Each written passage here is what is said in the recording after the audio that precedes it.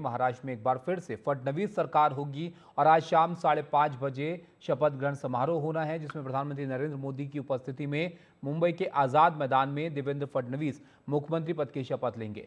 फडणवीस तीसरी बार इस पद की शपथ लेंगे। कल फडणवीस ने एनसीपी अध्यक्ष अजित पवार और शिवसेना अध्यक्ष एकनाथ शिंदे के साथ प्रेस कॉन्फ्रेंस की और ये बताया कि तीनों नेता यहां पर शपथ लेंगे, लेकिन शपथ समारोह के लिए शिवसेना और एनसीपी का जो निमंत्रण पत्र सामने आया है उनमें शिंदे का नाम नहीं है। इससे सवाल उठ रहे हैं कि आज शिंदे शपथ लेंगे या नहीं।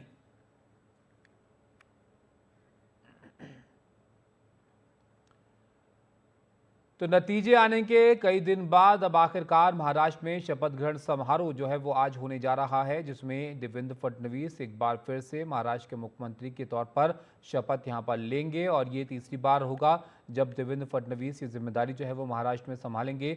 मुख्यमंत्री महाराष्ट्र के वो बनने वाले हैं और उनके साथ जो सहयोगी पार्टियां हैं उनके उप मुख्यमंत्री होंगे। एकनाथ शिंदे की शिवसेना और एनसीपी के कोटे से उप मुख्यमंत्री जो है वो बनने वाले हैं। अजित पवार को लेकर अब तक ये साफ है कि वो शपथ आज यहाँ पर ले रहे हैं, लेकिन क्या एकनाथ शिंदे उप मुख्यमंत्री की शपथ लेंगे ये अब भी यहाँ पर स्पष्ट अभी तक नहीं हो पाया है। आज चैनल के ऊपर जो उप मुख्यमंत्री पद के बारे में हमारे एमएलए लोगों के नाम आ रहे हैं वो गलत है, इससे हम कोई भी सहमत नहीं है। हमारे नेता एकनाथ शिंदे साहब ही उप मुख्यमंत्री बने, ये हमारी सबकी इच्छा है। हमने कल साहब को बताया है और हमको विश्वास है कि हमने जो रिक्वेस्ट की है उसका स्वीकार माननीय एकनाथ शिंदे साहब करेंगे और आज वो उप मुख्यमंत्री पद की शपथ लेंगे। मुंबई से जितेंद्र दीक्षित हमारे सहयोगी हमारे साथ जुड़े हैं। जितेंद्र, वक्त तय हो गया है, निमंत्रण पत्र सामने आ गए हैं, लेकिन एकनाथ शिंदे उनका नाम इसमें अभी तक नहीं है। क्या वहां पर चल रहा है? लेंगे आज शपथ या नहीं लेंगे? देखिए, मंच बिल्कुल तैयार है और अब बस कुछ ही घंटों का वक्त बचा है जब 5:30 बजे प्रधानमंत्री नरेंद्र मोदी की मौजूदगी के बीच देवेंद्र फडणवीस मुख्यमंत्री पद की शपथ लेने वाले हैं, अजीत पवार उप मुख्यमंत्री पद की शपथ लेने वाले हैं और दूसरे उप मुख्यमंत्री के तौर पर एकनाथ शिंदे शपथ लेंगे या नहीं लेंगे, इसको लेकर असमंजस की स्थिति बनी हुई है। लेकिन बीजेपी का यह दावा है कि एकनाथ शिंदे जो है वो बिल्कुल आने वाले हैं, दूसरे उप मुख्यमंत्री एकनाथ शिंदे ही होंगे। और कल के दिन राजभवन में जो प्रेस कॉन्फ्रेंस हुई थी उस प्रेस कॉन्फ्रेंस में देवेंद्र फडणवीस ने भी ये साफ कर दिया था कि एकनाथ शिंदे को उन्होंने मना लिया है। एकनाथ शिंदे ने सरकार से बाहर रहने का फैसला किया था और ये कहा था कि वे उप मुख्यमंत्री पद की शपथ नहीं लेंगे। लेकिन देवेंद्र फडणवीस का कहना है कि वे परसों जब सागर बंगले पर गए, परसों वर्षा बंगले पर गए थे जो मुख्यमंत्री का आधिकारिक निवास है, तो वहां जाकर उनकी जो मुलाकात हुई एकनाथ शिंदे से, तो उस मुलाकात में उन्होंने कन्विंस कर लिया एकनाथ शिंदे को कि वो सरकार में शामिल हों। लेकिन अभी जो निमंत्रण पत्र छपे हैं उनमें एकनाथ शिंदे का नाम नहीं है और इसके पीछे एक कारण ये माना जा रहा है कि अब तक आधिकारिक तौर पर शिवसेना ने या फिर खुद कहें एकनाथ शिंदे ने इस बात का ऐलान नहीं किया है कि वो शपथ लेने वाले हैं। लेकिन आखिरी क्षण तक जो है बीजेपी को यह भरोसा है कि जब शपथ विधि का समारोह यहां शुरू होगा तो उस दौरान एकनाथ शिंदे भी मंच पर मौजूद रहने वाले हैं और उप मुख्यमंत्री के तौर पर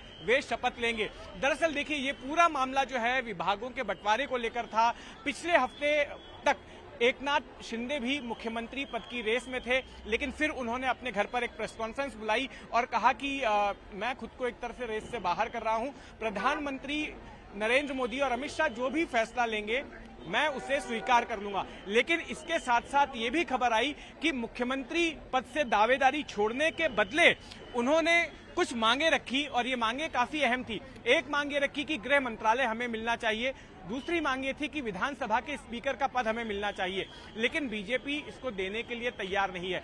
ऐसे में हो ये रहा है कि उनकी स्थिति तीसरे नंबर की हो सकती है। उन्होंने अर्बन डेवलपमेंट विभाग भी मांगा है और उसको लेकर बातचीत चल रही है। हो सकता है कि वो एकनाथ शिंदे को मिल जाए, क्योंकि इसके पहले भी 2 बार अर्बन डेवलपमेंट विभाग उन्हें मिला है, लेकिन गृह मंत्रालय उनको नहीं मिल रहा है।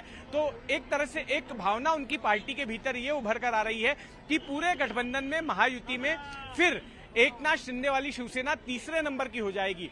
मुख्यमंत्री जिनके पास गृह विभाग होगा वो पहले नंबर पर होंगे। वित्त मंत्रालय जो दूसरा अहम विभाग है वो अजीत पवार के पास होगा तो वो दूसरे नंबर पर होंगे। और ऐसे में ज्यादा सीटें हासिल करने के बावजूद, अजीत पवार वाली एनसीपी से ज्यादा सीटें हासिल करने के बावजूद, अजीत पवार को 41 सीटें मिली, एकनाथ शिंदे को 57 सीटें मिली, ज्यादा सीटें हासिल करने के बावजूद तीसरे नंबर पर चली जाएगी शिवसेना। तो इसी बात को लेकर नाराजगी है और यही वजह है कि एकनाथ शिंदे अब तक खुलासा नहीं कर रहे हैं। जी, तो एक ये कारण भी है कि महायुति में इनका जो प्रभाव है या इनकी जो स्थिति है वो कमजोर हो जाएगी, वो तीसरे नंबर पर लुढ़क जाएंगे और इसी कारण से वे इस तरह का संदेश अपनी नाराजगी के जरिए देना चाह रहे हैं कि जो है हमें ये पद मिलने चाहिए, नहीं तो हम सरकार से बाहर रह सकते हैं। चलिए, तो लेकिन थोड़ी देर बाद बीजेपी का अभी भी ये दावा है, बीजेपी का कहना है कि एकनाथ क्या शिंदे रहता है इसमें। अब से थोड़े वक्त अब यहाँ पर बचा है शपथ ग्रहण में, तैयारी भी थोड़ा आप दिखाइए, प्रधानमंत्री को कब तक वहाँ पर पहुँचना है और क्या मंत्री भी आज शपथ लेंगे यहाँ पर? नहीं, अभी तक जो जानकारी है वो जानकारी यही है कि एक मुख्यमंत्री और 2 उप मुख्यमंत्री यही शपथ लेने वाले हैं। और यहां तक तैयारियों का सवाल है तो मैं आपको आजाद मैदान के बाहर की तस्वीरें दिखा दूं। मैं अपने कैमरामैन राजेंद्र दयालकर को कहूंगा कि कैमरा थोड़ा उठाएं और यहां किस तरह की भीड़ जो है इकट्ठा हो रही है। ये एक प्रमुख चौराहा है मुंबई का, जहां पर कि मुंबई महानगर पालिका का मुख्यालय की इमारत है, सीएसटी रेलवे स्टेशन की इमारत है और यहीं पर लगातार जो है बीजेपी कार्यकर्ताओं की भीड़ राज्य के अलग अलग इलाकों से पहुंच रही है। नासिक से लोग आ रहे हैं, मराठवाड़ा से लोग आ रहे हैं, विदर्भ से लोग आ रहे हैं, मुंबई के आसपास के शहरों से कार्यकर्ता